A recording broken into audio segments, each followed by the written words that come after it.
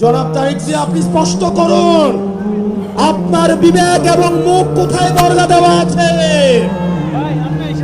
গত দীর্ঘ 17 বছর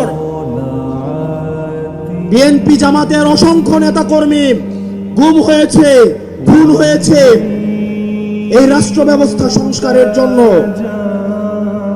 আজকে যখন রাষ্ট্র ব্যবস্থা সংস্কারের সুবর্ণ সুযোগ তৈরি হয়েছে, অত্যন্ত পরিতাপের বিষয়, কিছুদিন হয়তো পরে আমরা শুনতে পাবো হাসিনা ছাড়া ফ্যাসিবাদ ব্যবস্থার সবকিছুই আপনারা রেখে দেন। শুধু এই কথাটা হয়তো লজ্জায় তারা বলতে পারছে না। হাসিনা ব্যবস্থার বিচার ব্যবস্থা ভালো, হাসিনার পুলিশ ভালো, হাসিনার প্রশাসন ভালো, কেবলমাত্র হাসিনাই ভালো না। আজকে আপনারা হাসিনার সবকিছুকেই টিকিয়ে রাখতে চাচ্ছেন। এই তরুণ প্রজন্মের কাঠগড়ায় আপনাদেরকে দাঁড়াতে হবে। অসংখ্য লক্ষ তরুণ প্রজন্ম যারা প্রধানমন্ত্রী হইতে আসে নাই,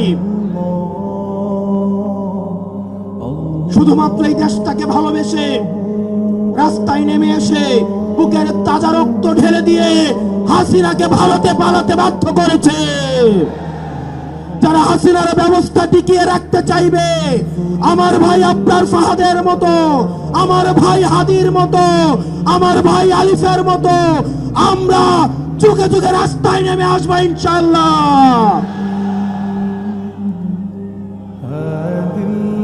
বাংলাদেশ স্পষ্টতই দুই ভাগে বিভক্ত। এক ভাগ গোলামীকে বরণ করার জন্য প্রস্তুত হচ্ছে, আরেক ভাগ আজাদির পক্ষে অবস্থান নিয়েছে। এক ভাগ ভারতীয় আধিপত্যের কাছে মাথা নত করেছে।